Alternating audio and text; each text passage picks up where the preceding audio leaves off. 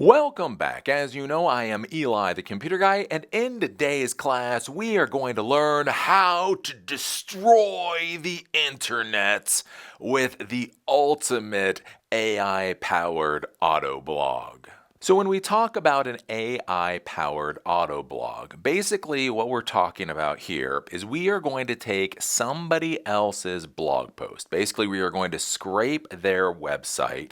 We are going to take that post, turn it into a variable value, and then send that to our own LLM, our own large language model, in order to rewrite that post and then be able to publish it on our own site. So we just did a class where I showed you how to do that. We use Beautiful Soup in order to scrape the web page. We take that variable value, we send it through Ollama 2, we get back the rewritten web page and the rewritten title, we store that into a SQLite database, and then we can present that on our own web page. So we can take somebody else's material, and through the magic of artificial intelligence, we can rewrite it and take it as our own. The only issue with this, though, is we're doing that one URL at a time, which is very slow and very tedious. So today, what we're going to be doing is we're going to be using a RSS feed module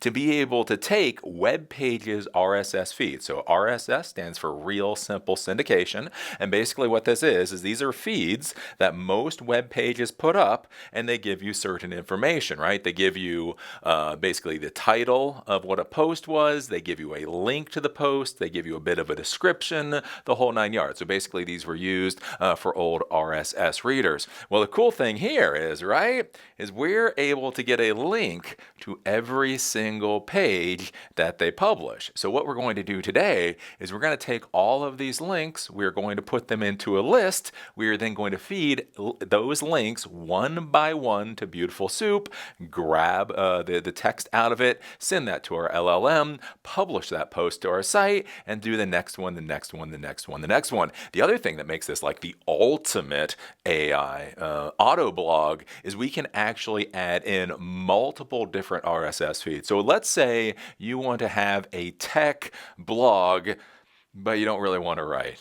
You don't want to go through all the effort of writing. So what you can do is you can take Ars Technica's RSS feed, you can take The Verge's RSS feed, you can take Gizmodo's RSS feed, you can take Engadget's RSS feed, you can take TechRadar's RSS feed. You can add all of those into the script that we're going to be creating today, and basically every single post that gets published to those RSS feeds, you will then be able to scrape. You will then turn those in to your own post using the large language model, publish them to your site, and away you go. Again, why I say that this is going to destroy the internet is because when you do it, it's cool. When a couple of people do it, it's a nice idea.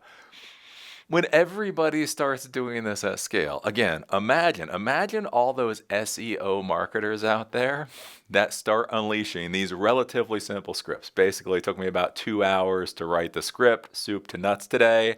When it takes that long to write this kind of script, it doesn't really require that many resources. When everybody does this, it is basically going to destroy the internet.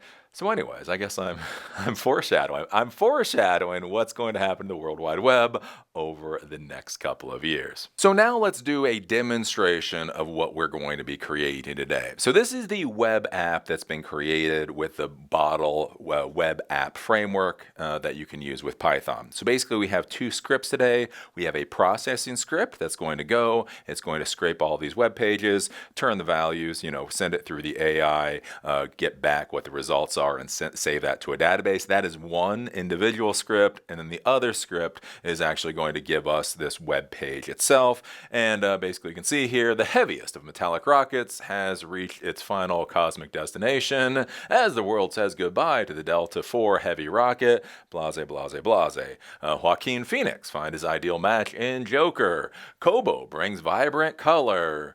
the rapid pace of AI development. As you'll notice, look at all of these wonderful, wonderful posts that I absolutely and utterly did not write. I simply grabbed somebody else's RSS feed, scraped the information, and put it here. When we talk about RSS feeds, again, this is an RSS feed for The Verge, theverge.com RSS index.xml. This is what an RSS feed looks like, and basically what this is called is this is an XML document, so it's using tags to basically define information. So the title tag, The Verge All Posts, then there's an entry tag, the title for the entry, a content tag, and basically what we're able to do is there's a module called Feedparser, and Feedparser is able to go through and basically scrape the information that we care about out of this in order to basically, what we really care about is to grab these URLs, and then we're going to process those URLs. So let me go up here, and I'm going to copy this. So I'm going to copy this. And then we're going to go over here and take a look for a second. This is the Autoblog processing script. And basically what we have is right here we have our feed list. So gizmodo.com RSS, arstatica.com at index. And basically all I have to do here is I can do comma, this, and then I can feed it this. Boop. All right, so that is now going to be another XML feed that we put in there, an RSS feed. I'm going to hit save, and then what I can do is I can hit the run button, and it's going to go through, and it's going to look for new information on these different feeds. So it's looking at the feed for gizmodo.com RSS. It's actually stopped, it's paused, so there is something there. So it will process that in a second. So we can go and we can take a look. Again, we've got the heaviest metallic rocket right now. That's still where it's at. It does take a second. Again, depending upon the power of your computer, it may take a second. So we have the title, Microsoft showcases Azure and OpenAI's DALL-E for military applications. This is the post that is currently being processed. There we go. So this is the AI output. So that AI output is there. It should now be saved into our Autoblog, and there you go. That was actually just simply scraping Gizmodo, and so basically it went to Gizmodo from the XML feed, or the RSS feed. It was able to grab one of the links. It was a new link that wasn't already in our database. It grabbed all the text, it grabbed the title, and then rewrote everything, and then it published it here.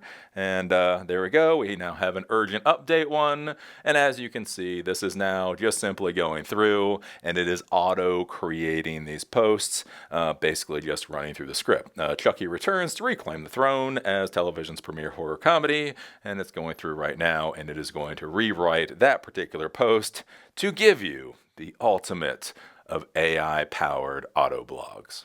So before we get into the rest of this class, I do have to do a warning, Will Robinson warning on two different issues with today's class. The first is, depending on what LLM you decide to use, and depending upon the hardware you have, this may use a hell of a lot of hardware requirements, right? So basically, I'm using an M2 Max, a MacBook Pro that came out something like 6 months ago, and I've been very happy with my M2 Max MacBook Pro, because I have never heard the fan. I've got to say, in the 6-7 months, however long I have owned this particular computer, the fan has never come on, right? I encode 4K videos, I've done a lot of different things, and I wasn't even sure the fan could kick on. Well, doing this particular project, especially that since we keep hitting the LLM again and again and again and again, I am using the Llama 2 13B model.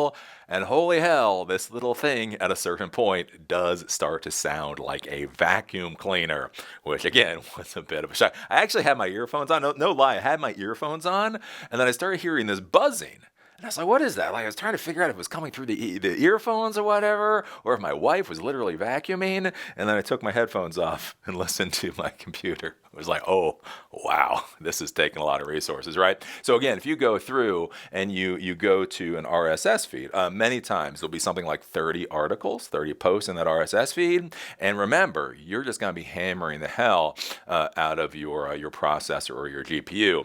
It takes half a second, it takes a fraction of a second to scroll scrape the text out of a web page. So you're going to scrape the text out of the web page, send that to the LLM. That LLM is processing, takes a fraction of a second to dump that into the database, fraction of a second to grab the next web page, and then you're hammering the GPU, CPU again. And so especially too, like if you add numerous RSS feeds for your first run, yeah, your poor little pewter might melt. Just gonna put it out there. You might melt your pewter. You do you. The other thing that I am going to warn you about is, really not sure about the copyright ramifications of this. Again, in the U.S. system, and again, to be clear, in the American system, there's something called fair use. What fair use means is that you can use somebody else's copyrighted work if it is transformative in nature. But normally, when we talk about transformative in nature, it means a human is transforming it. With this, you're scraping the text, copyrighted text, off of somebody else's site. You're using an LLM to rewrite it. And so, is that legal? Who knows? Who knows? Again, as with many of these things, basically the court will have to decide, which essentially means somebody's going to have to throw $500,000 down on the table to find out what the answer to that question is. So if you take this out of your lab environment, again, your lab environment, you should.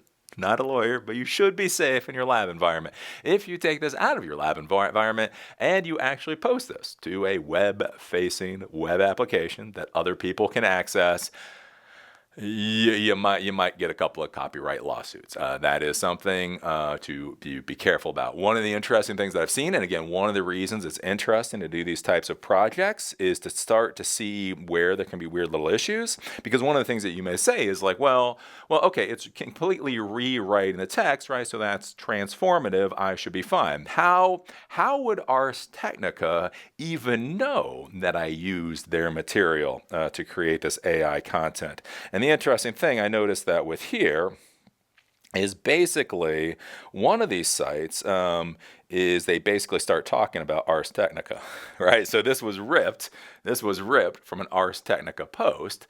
As the world says goodbye to the Delta IV Heavy rocket, which made its final launch on Tuesday, Ars Technica senior space editor Eric Berger shares a guilty secret.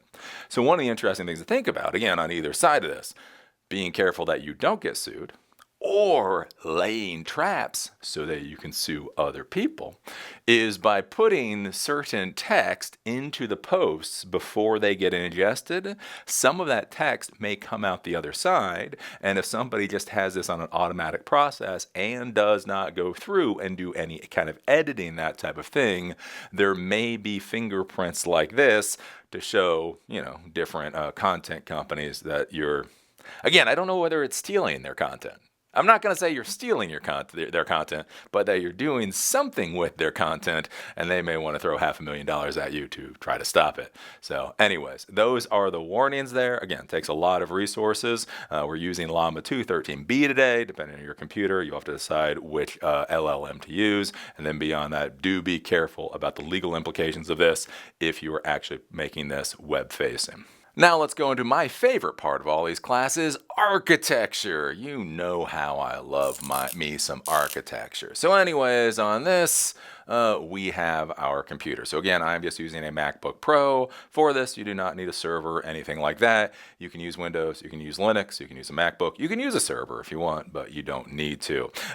Basically, with this, we are using two different scripts, right? So basically, we have a parsing script is our first script, and then our web script, and our web script is what presents us that web page. So I'm keeping this separated because since these are Python scripts, right? If I try to run the Python parsing script within the web script, then everything is going to slow down. It's going to be kind of janky and it's going to be a problem. So basically what I do is I have the parsing script on a continuous loop. It keeps dumping the values in the SQL database, and then every time you refresh the web script, basically it goes to the database, grabs whatever information is currently in there, and presents the website, right? That's how it works. So basically, with this parsing script here, we are going to be first using something called the Feedparser module. So what the Feedparser module does is it parses RSS feeds. We are going to create a list of a number of different RSS feeds to basically go through and scrape. What's going to happen is we're going to iterate through this list. We're going to get the different URLs. When we get each individual URL, basically what we're going to do is we're going to send that through Beautiful Soup. So there's something called Beautiful Soup 4 that is able to actually scrape web pages. So we get the URL, we scrape the web page.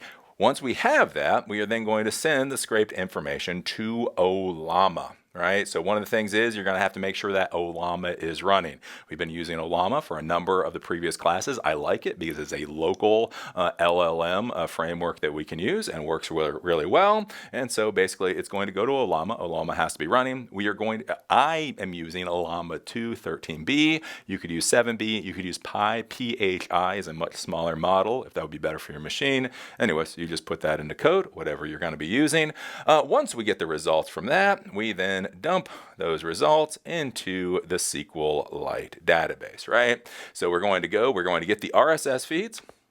And then from the RSS feed, we're going to get the link. With the link, we're going to grab all the information that we care about from that particular page. We will send that to Ollama. We will then dump the output into SQLite, and essentially we are going to repeat. So basically for every RSS feed, we're going to loop through and grab all of the information for every individual URL, turn those into our posts for every URL in the feed, and then we have this list for all the feeds, and then we're going to do a much larger loop where we're going to loop through every feed in that list, and again, that's how we're able to create this blog so quickly. So that is what's going to happen here with the architecture. Then we're going to have the web page, right? The web page is relatively easy. Again, we are going to use Bottle because I just like using Bottle. Again, if you know enough to complain about Bottle, then you use Flask or Django or whatever you want. Again, if you know enough to complain, use something else. That is the great thing about service-oriented architecture. I like Bottle because it is dirt simple. Essentially, all Bottle is going to do is simply going to do a select all statement from that database that we created, and then it is simply going to write out basically all of the posts onto the web page at 127.0.0.1. So you go to 127.0.0.1, Bottle will go to SQLite, grab all the values, and then it'll write the title and the post, the title and the post, and the title and the post, and the title and the post, so on and so forth. And so that is what basically the architecture for this particular project looks like. So now let's look at the Python processing script. So this is what's going to go out. It's going to scrape everything off of the web pages. It's going to send that through the LLM, and it's then going to store it into the SQLite database, right? So we do not have Bottle here, and I've limited basically the statements we have within the database class that we've been using for a lot of these classes. So if we take a look at this, we're going to import SQLite module, SQLite 3. For the database, import OS, import Ollama, import requests. This was what allows us to actually get web pages. Import BS4 from Beautiful Soup. This was what will allow us to parse those web pages, only get the certain tags that we care about. Import Feedparser. This is what allows us to access the feeds, be able to parse the RSS feeds. Import date time. We're going to use this as a timestamp function. From time, import sleep, and we're simply going to use this as a delay function. This is one of those things you need to be thinking about with any of these scripts. We're going to be doing a while true loop.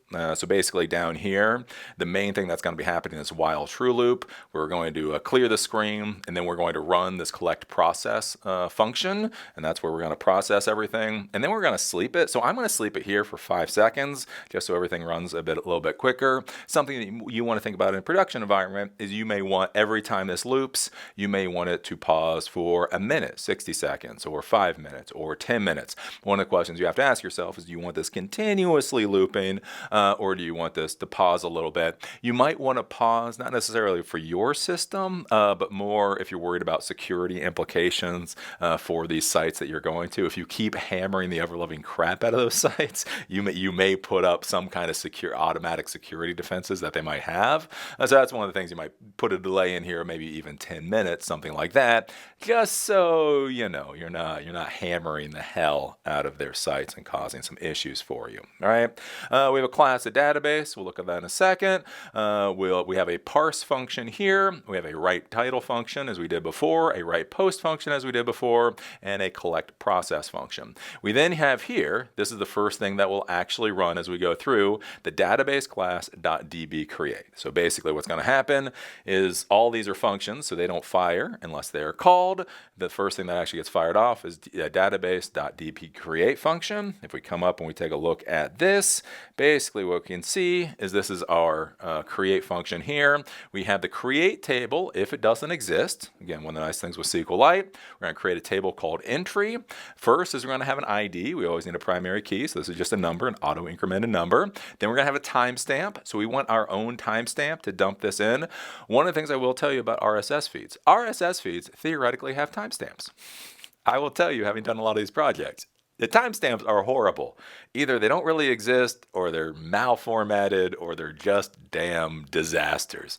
I would not rely on the RSS feed's timestamp for when something got published.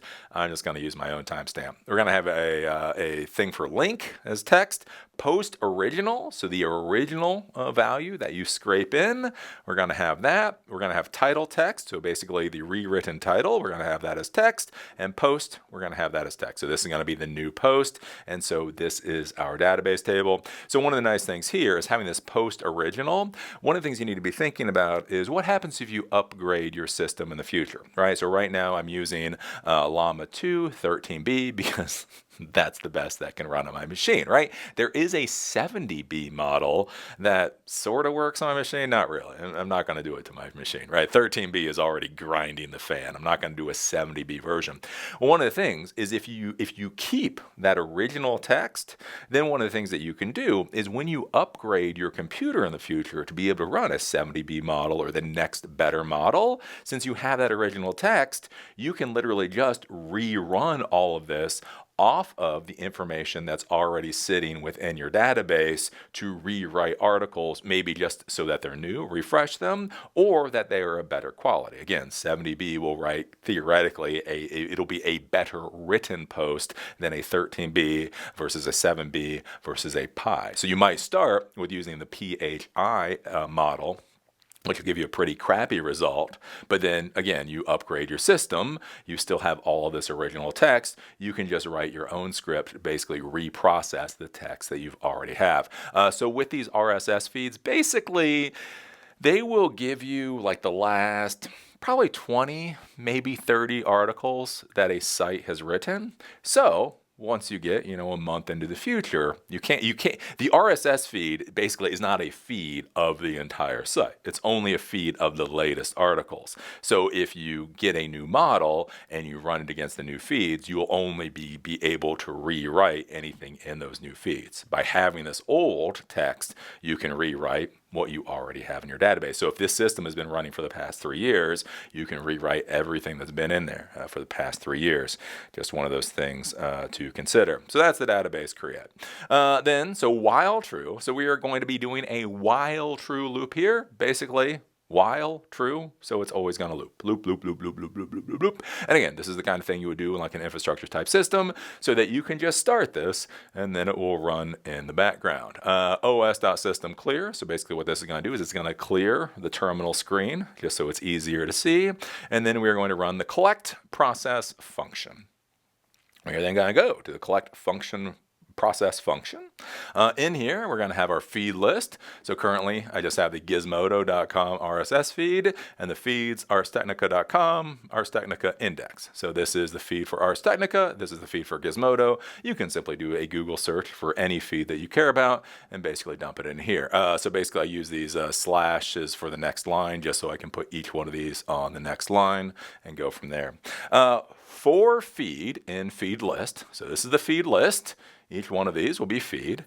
Print what the feed is. Again, troubleshooting. Okay, I know I'm doing Gizmodo. Okay, I know I'm doing Ars Technica. Feed output equals feedparser.parse feed. Right? So basically what we need to do is we need to basically use the Feedparser module. So the Feedparser module that we imported up here, so that's the Feedparser module. So one of its functions is parse, and so we're going to parse the feed. So Gizmodo, we're going to parse gizmodo.com. Then we're going to parse Ars Technica. That is then going to come back for feed output. Feed output.entries is going to be a list. So for item in feed output.entries, link equals item link. So for each item, it'll have a link, it'll have other things. The only thing we care about here is the link. If database.dbCheckRecord link equals none.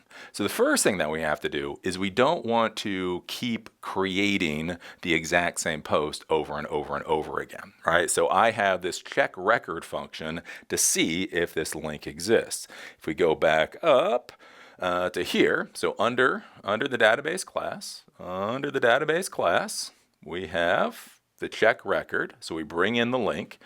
Basically, a SQL statement is select all from entry where link equals double quotation marks and then the value for link. And then basically what we're going to be returning is we're going to do fetch one. So basically just fetch one value from there, and then we're going to return if there is a value. So basically we're just doing a SQL statement to search, is this link already in our database, right? And then it's going to return whether or not it is. So if it equals none, so if the link is not in the database, there is no value for it, then we want to process. If it doesn't equal none, as in the record is already there, we're going to print out record already exists onto the screen. Let's see here. Response equals parse link. So we're going to go up here to parsing the link, parse the URL. So we're going to scrape the title and text of the post. I think we did this before. So parse URL, response equals request.get URL. Basically raise for status, we're not going to worry about that. Soup equals beautiful soup, the response as a text. So response is going to be an object. We want the text from that object, and we're going to send it through the HTML parser. The p tags equals soup.findAllP. So everything within a p tag, we're going to put that into p tags. Title equals soup.findTitle. So it's going to give us whatever's within the title tag, and then it's going to give us a list of everything within the p tags. Page title equals title.text. It comes back as an object, so we only want the text. Page text. So basically what we're going to do here is we want all the text in one variable value. For p in p tags, so this is a list. We're going to iterate through the list. Page text equals f string, old page text, essentially plus p.text, right? So each object in that list, we want the text from that object, and then we're going to build up until we have that page again. Then we're going to return page title and page text. So we're going to come down here, all right? Response equals, parse that link. Title equals response 0. Post original equals response 1. Title equals write title, title. So the title that came in from that, we want to rewrite that title. And so we're going to come up here to the write title. So this is the query. So this is going against Ollama. So the post title comes in, rewrite this title for a blog post, give only one response, do not say anything such as blase, blase, blase, and then here's the post title that comes in. We're going to feed it Llama 2 13B. So again, if you have a lower power computer, you might use Pi, PHI here. You might use Llama 2 7B if you wanted, or if you have a really powerful computer, you might use Llama 2 70B here.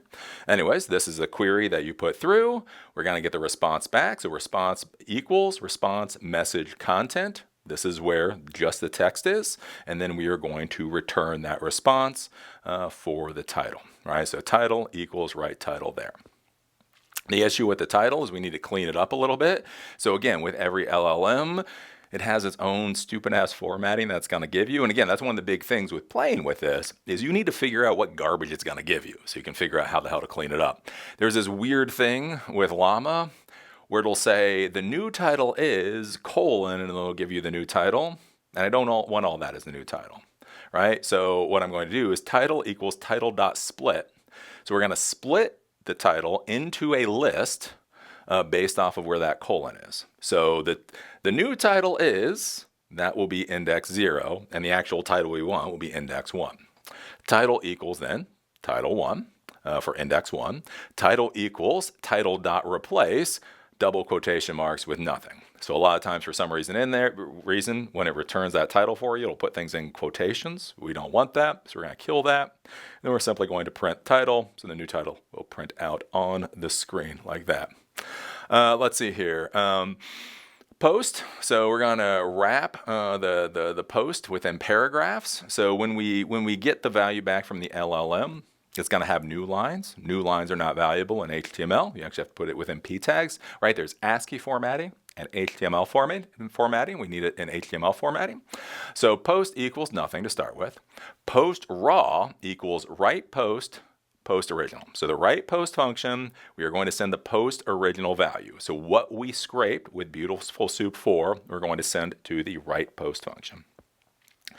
If we come up here to the write post function, basically, we got the same kind of thing we had for the title. So the post text comes in, write a 500-word blog post based on this information. Do not add a title. Do not say anything such as this article. And here's the post text. Again, you got to put a lot of prompt engineering to try to get you something that's decent. We're going to use the 13b version again, model again. Response is going to equal response message content, and then we are going to return that. So that is where we rewrite the post. Right, so post raw comes back. Then we're going to create post list. So post raw dot split on the next line. So when you have ASCII text and you have a new paragraph, you use /n as the next line character, right?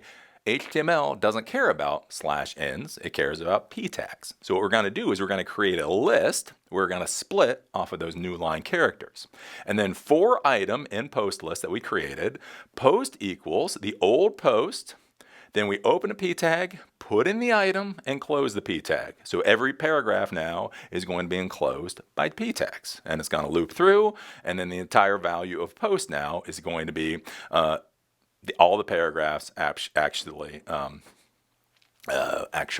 formatted properly for HTML. Then we're going to print out the post on the screen.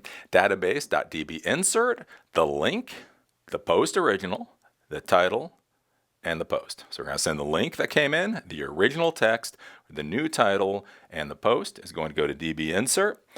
If we scroll up here to db insert, again, link, post original, title, post, and basically insert into. We're going to create the timestamp here. So this is where we created the timestamp for dumping this into the database so that we know essentially what times these were added. So datetime.datetime now, that gives us a timestamp. So insert into entry, the timestamp that we create here, the link, the post original, the title, the post, values, question, and then cursor.execute, SQL, timestamp, link, post original, title, post, and then we commit, because we always commit with SQLite, and then we close, because we always close, and so now that has been dumped into the database there. We come down here, and basically that's the end, so that's where it gets inserted into the database. So then it comes down here, it sleeps for 5 seconds or however long you want it to sleep, and then basically it loops through. And so what this is going to do is it is going to grab basically every item in the feed, right? So item and feed output. So every URL in the Gizmodo feed, it is going to go through and it's going to parse every single one, and then on the whole loop, and then it will loop and it will do everything within feed list. So basically for each feed, it will grab every URL, turn them into new posts, and then it will do that for every single RSS feed that you give it. So you could theoretically have 20 RSS feeds, and you could run this script and go away and have dinner and watch a movie and the rest of it. And by the end, you'll have like a 1,000 post blog that can literally be written that quickly. And so that is basically how we process everything. Then we go to the web page, right? So again, this is a two-part script. And so basically, when we come and we take a look at this web page, right? U.S. to make history with first Japanese astronaut on the moon, blase, blase. So this is being presented to us using the Bottle Web App Framework. We're at 127.0.0.1.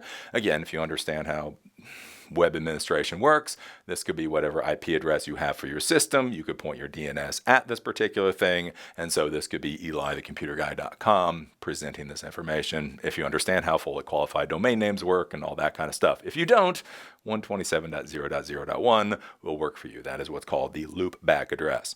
If we go over and we take a look at this particular script, it is relatively simple because this script actually is not doing very much. Most of the time when I do these classes, everything is in one script, so it's one long tedious script. With this, it's pretty simple. So from bottle, we're simply going to import route and run because these are the only functions we care about. We're going to import SQLite 3 because we still need to go grab the values out of SQLite 3, and we're going to import OS because we need to deal with the operating system.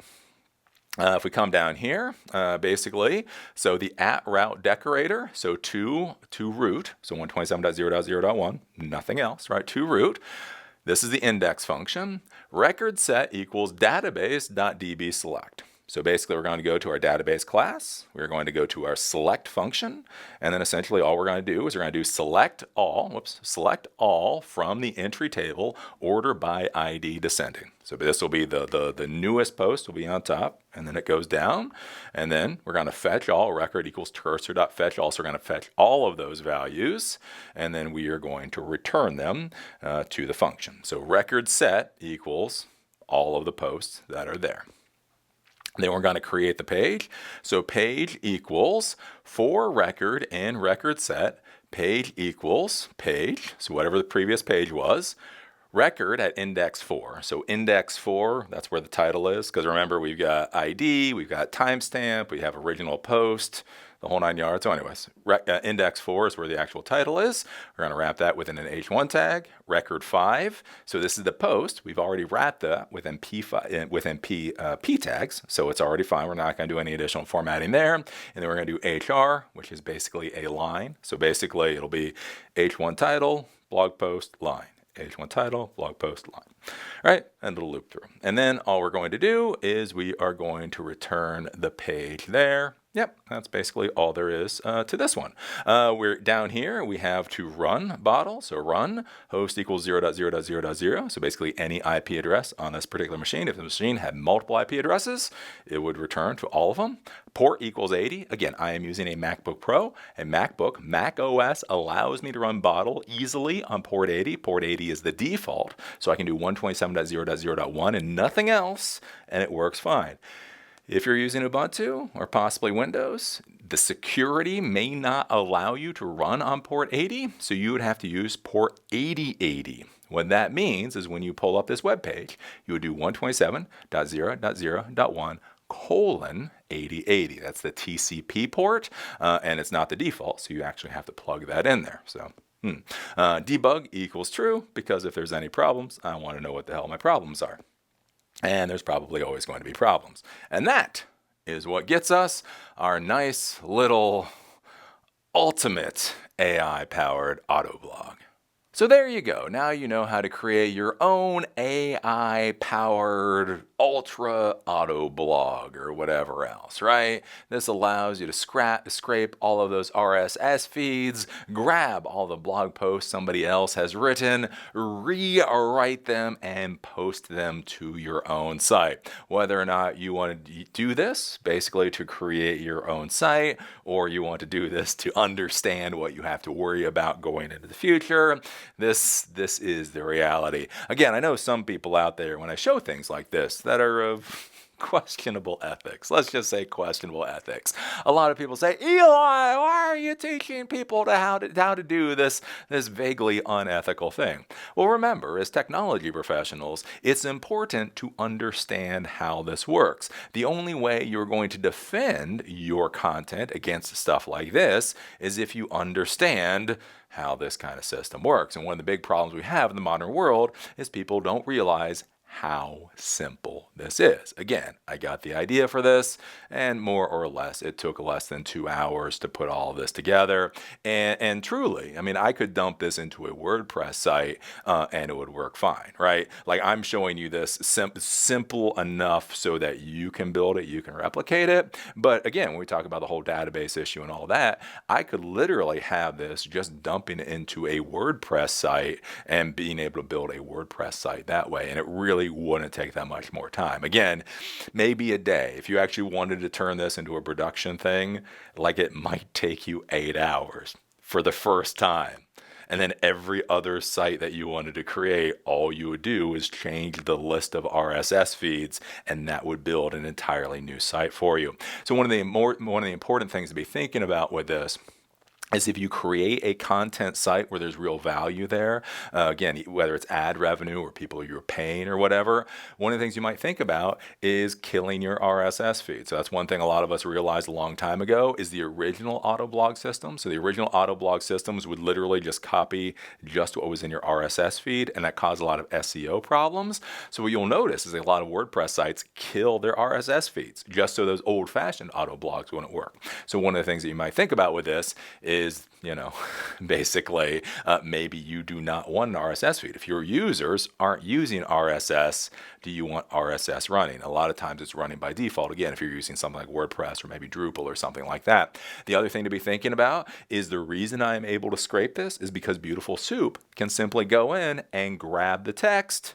No problems, right? There are no walls. Whether it's just simply a paywall or a login wall in the system, there is no wall. That's why Beautiful Soup 4 is able to go in and just grab all of that text. So one of the things to be thinking about with your site, again, even if it's not a paywall, maybe simply just putting in that login wall so that a script can't go and grab this information.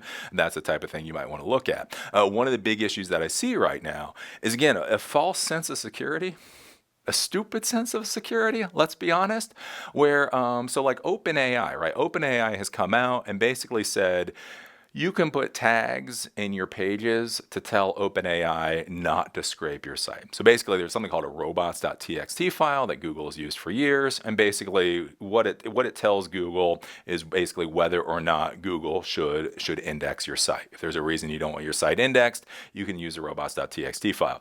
But do remember, that's only a suggestion. It's literally a text file that says, please do this. And literally, it ends with the please, right? If you decide to do whatever you want to do, it just goes on through. So one of the concerns here, again, when we talk about AI and you hear about OpenAI, and OpenAI is like, well, just add these tags to your site. Those tags are just suggestions. So even if OpenAI actually does abide by those tags, which frankly I'm not going to trust. As a 30-year tech professional, I'm not going to trust OpenAI. But let's just say we do trust OpenAI for a second.